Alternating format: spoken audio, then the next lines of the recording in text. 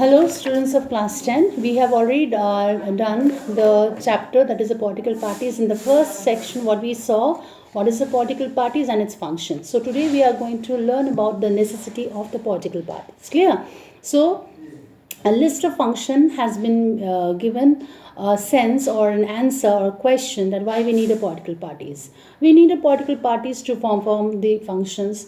We need to ask why modern democracies they cannot exist without the political parties. We can understand the necessity of the political parties by imagining a situations without the parties. Every candidate in the elections they will be independent. No one will be able to make any promises to the people regarding any of the policies. Government may be formed, but the unity will remain uncertain. Elected representative will be accountable to their own constituencies, but no one will be responsible of how the country is going to run. Clear?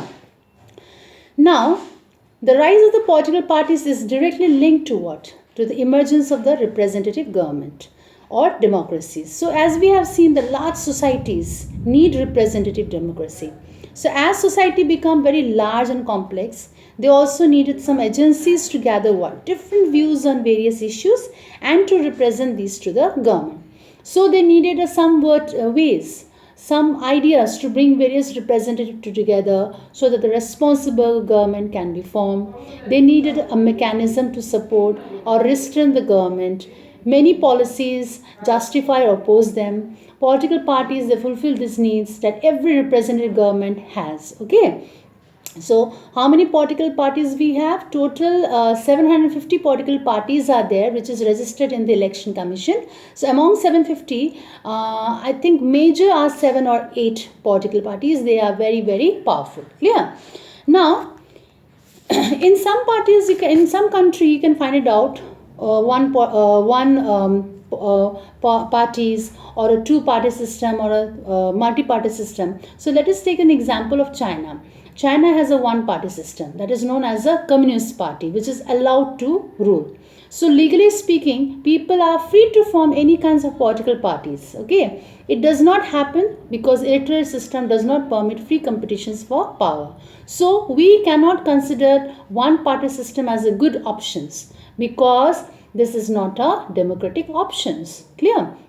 So any democratic system must allow at least two parties to run the decisions or the elections, and they provide a fair chance for competing parties to come to power. Now, let us, for example, we in the country like United States of America or United Kingdom, we have a two-party system. In this party system, what you have, power usually changes between the two main parties. Okay, so but only the two main parties have a serious chance of winning the majority of the seats to form the government. Clear? Now, if several parties compete for power and more than two parties have a reasonable chance of coming to power, either on their own strength, we call it a multi-party system. So, you know, children, multi-party system is in our country. So, India, as it is a very large country, so we need a multi-party system.